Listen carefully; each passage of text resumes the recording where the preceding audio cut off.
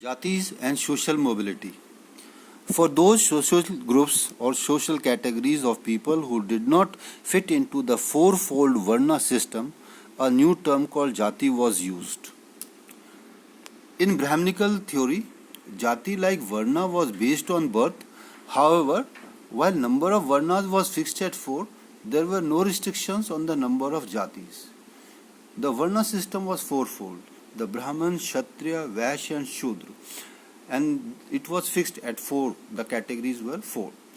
But in the case of Jatis, there was no such restriction, and the number of Jatis could be numerous, and with the need, more Jatis could be created. In fact, whenever Brahminical authorities encountered new groups, for instance, people living in forests, such as the Nishadas or the Nishads, or wanted to assign a name to occupational categories such as the goldsmith or the swarnkara, which did not easily fit into the fourfold Varna system, they classified them as a Jati. What they are saying is Brahminical authorities had divided the society into 4 groups or the 4 Varnas: the Brahman, Kshatriya, Vaishya and the Shudra. But there were some people who did not fit into these categories. For example, the people who were living in the forest were not included in the Varna system. For example, the Nishads.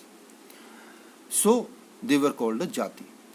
Or when the people wanted to assign a name to a new occupational category, which did not exist earlier, or which did not fit into the Varna system, for example, the goldsmith, or who was known as the Swarnkar, he did not fit into the fourfold Varna system, and by the Brahmins they were classified as a Jati. Jatis which shared a common occupation or profession were sometimes organized into shrenis or guilds. These were organizations which worked for the growth and development and welfare of the particular group or the particular Jati. We seldom come across documents that record the histories of these groups or the smaller Jatis. Mostly, documents or inscriptions record the histories of the kings or the rich people, but there are exceptions where a lower group or a Jati was recorded and its history was also recorded. There is one interesting stone inscription in the 5th century CE found in Mandsaur in Madhya Pradesh that records the history of a guild of silk weavers who originally lived in Lata, a place in Gujarat, migrated to Mandsaur, then known as Dashapura. It states that they undertook the difficult journey along with their children and kinfolk as they had heard about the greatness of the local king and wanted to settle in his kingdom.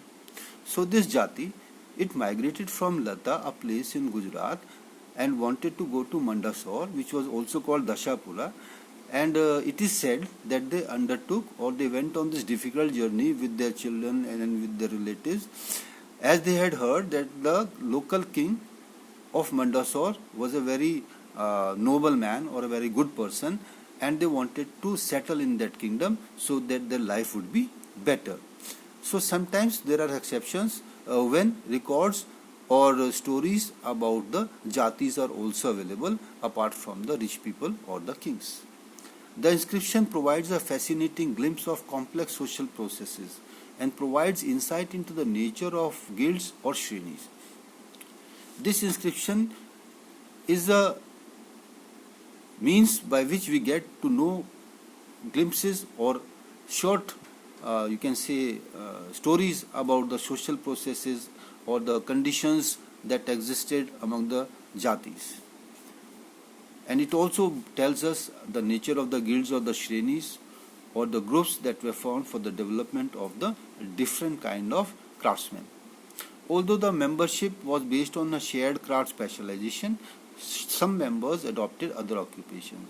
So, all those persons who belong to a particular craft, like the swarnkars or the goldsmith or the ironsmiths or the weavers, they formed their shrenis and they shared things, and some of them adopted other occupations as well. It also indicates that the members shared more than a common profession.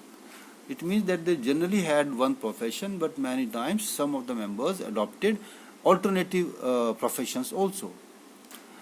So one such guild was there, which collectively decided to invest their wealth that they had earned through their craft in order to construct a splendid temple in honor of the sun god. So the Shrenis worked together for the growth and development and welfare of the occupation, people of that occupation, and they took collective decisions. One such example is where the members of the guild collectively decided that the money they had and the wealth they had collected through the trade, through their craft, with the help of that they were going to construct a splendid or a wonderful temple in the honor of the sun god.